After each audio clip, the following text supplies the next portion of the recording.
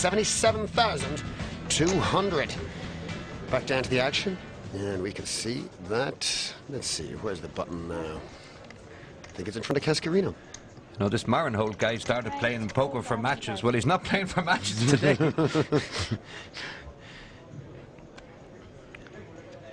That's a lovely sweater.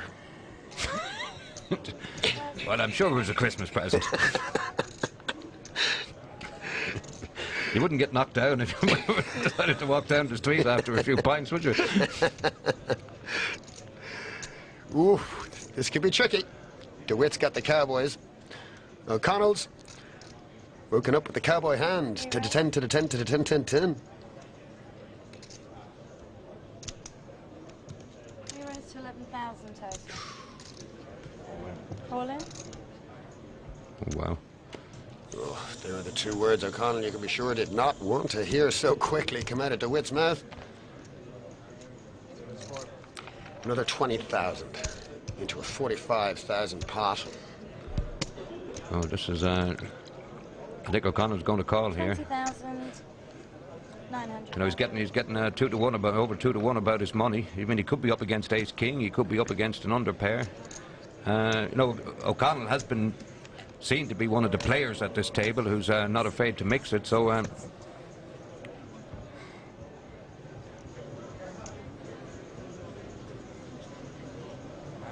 know, how the other players think of him, or what range of hands they put on him, comes into this equation here. It really is a tough spot. He's a cool customer, isn't he?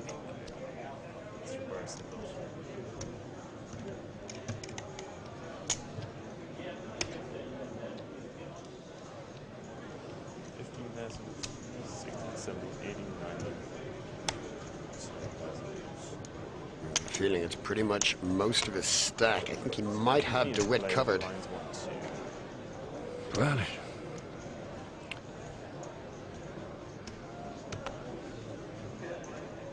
I think just stick it in and pray DeWitt as Ace King. 2 words. Gamble, gamble. Two words. I like this guy's style. Got like another pair or 2 high cards. You probably don't. Of course you do. Oh, that's not what he wanted to see. 2 suck at one time. Well, the good news for O'Connell is he could afford to make the call. Of course. DeWitt needs his kings to stand up. They're okay for the time being. 9 and a 7, 8. And a queen on the flop. I think, 6 and a 9 would work quite Wouldn't it adequately as just? well. A 9 would make things interesting. And that's no use. So we're relying on 10s. There's only 2 of them out there. Gives O'Connell a 5% chance. Can he spike one on the river? Oh, so close. But DeWitt's a happy man. The Dutchman, 41 years old, interior decorator, takes down a nice pot of 66,200. Puts him right up at the top ranking at this table. That leaves O'Connell in a lot of trouble. Yeah.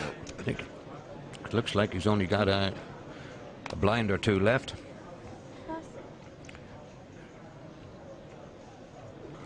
I think he's going to have to put most of his chips in the next couple of hands anyway. At least he's just dished out his blinds anyway, so he has at least a free rotation. It's 5,300 total. Sorry, 5,200 total. Well, he'd be delighted to wake up with a hand here. Do you like a Jack Queen suited, Padraig? I've gotten right off it recently. I prefer a 9-10 suited or 8-9 suited. Get into a lot less trouble with it. O'Connell's put his decided king high is good enough to make a stand against a razor.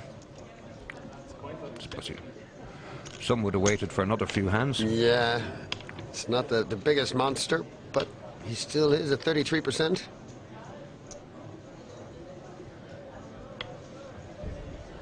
So, Dino does up a flop. Looks like 10-10 ace. Wow, that's not helpful. Brian O'Connell, Well, it'd be sad to see him knocked out. I was enjoying watching him play. Indeed. But I think that's it. He's drawing dead.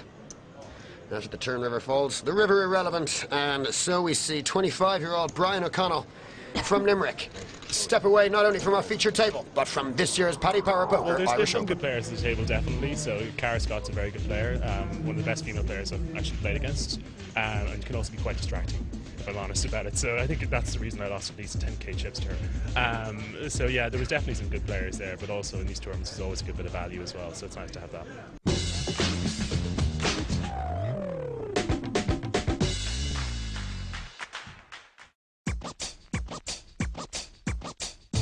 This juncture, the average stack is 50,700. I've got 90,000, but there is a hell of a lot of chips on this table. There's some real big stacks. You know, the Canadian kid here is fierce aggressive. Jimmy McSweeney from Cork, he's mad aggressive. I'm probably going to sit quite tight. I don't need to make any moves.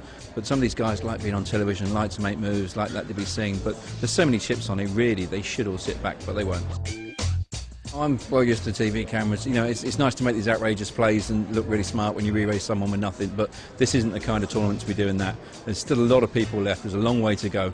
You know, tight, solid, steady. If you see a spot, you know, exploit it maybe, but no, it won't faze me, and I won't be playing outrageous stuff unless I'm quite convinced I can get it through. So there's Roy Brindley, and welcome to our new TV feature table. Seated here, we've got Brad Verberg, position 1, right beside him. James Cosgrave, under the old tricolour, right beside him. Another Irishman, Graham Masters. Andrew Pantling, under the Canadian flag on 153,000 chips. And then Jimmy McSweeney, once again representing the Shamrocks. There's Roy Brindley, the boy himself, 91,600. And Thierry Barou, au France, on 111. John McNaughton, right beside him, just shy of 50,000. And this is our featured table. So, we are 8-handed. I'm DP. We do, of course, still have Padraig Parkinson right here in the booth with us, and the blinds are kicking off at 1 and 2,000 for this level. A few interesting players here, of course. Author, journalist, gambler Roy Brindley, with a lot of chips.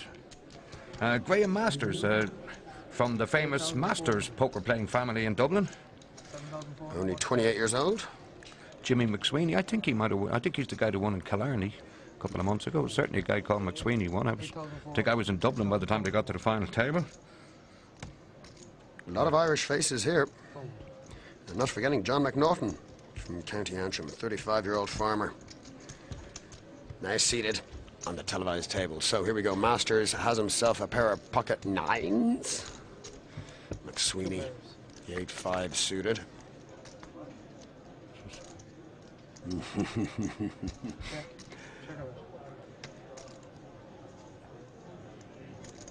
Yeah, it's probably the guy that won in Killarney. He's come out betting here with total air. That's how you win tournaments. You got to have heart. You can't say this guy hasn't.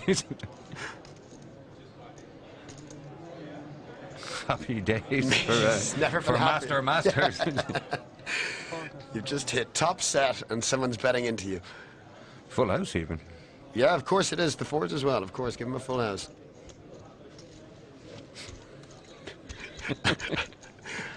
They've got to get to 21, right?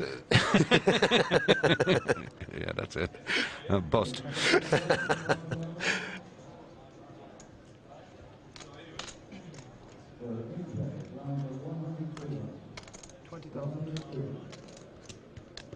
Wow. I'm a little surprised that Masters didn't check that one back around to him. But he may have thought... I don't know what he thought.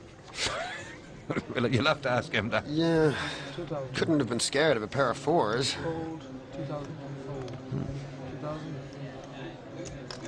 There's a lot of chips on this table. Gee, there is. A lot of guys starting off on over 100,000. Thierry Barou, Andrew Pantling, and Graham Masters all sat down at the table with the 6-figure chip stacks.